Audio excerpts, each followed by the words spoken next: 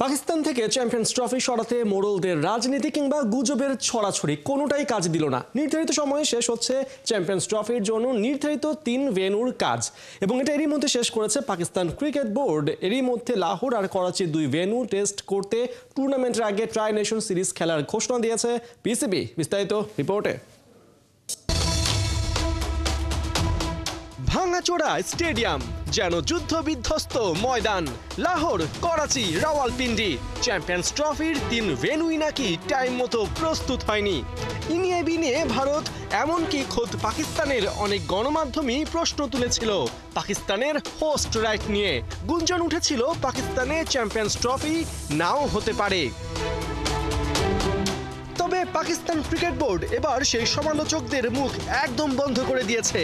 লাহোর, করাচি 2 স্টেডিয়ামই প্রায় প্রস্তুত। তাই 19 ফেব্রুয়ারি মূল টুর্নামেন্টের আগে এখানে একটা ট্রাই নেশন সিরিজ খেলার সিদ্ধান্ত নিয়েছে পিসিবি, যেখানে পাকিস্তান খেলবে নিউজিল্যান্ড ও সাউথ আফ্রিকার বিপক্ষে। অনেকটা এক ঢিলে 2 পাখি মারা। ভেন্যু পরীক্ষার পাশাপাশি চ্যাম্পিয়ন্স ট্রফির প্রস্তুতিও সেরে নেয়া।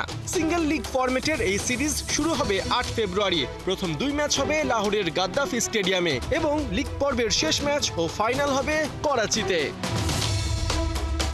চ্যাম্পিয়ন্স ট্রফি উপলক্ষে লাহোরের গাদ্দাফি স্টেডিয়ামে বাড়ানো হয়েছে আসন সংখ্যা। সম্প্রচার মান বাড়াতে ইনস্টল করা হয়েছে 480টি মডার্ন এলইডি লাইট। 2 পাশে সেট করা হয়েছে 2টি বিশাল ডিজিটাল স্ক্রিন।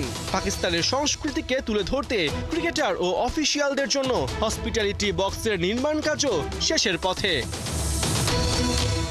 একইভাবে করাচির ন্যাশনাল স্টেডিয়ামেও করা হয়েছে ব্যাপক সংস্কার।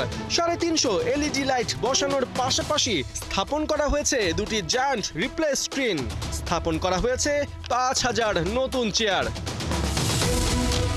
চ্যাম্পিয়ন্স ট্রফির জন্য লাহোর, করাচি আর রাওয়ালপিন্ডি স্টেডিয়াম মেরামত ও নতুন বিল্ডিং তৈরিতে প্রায় 525 কোটি টাকা খরচ করেছে পাকিস্তান।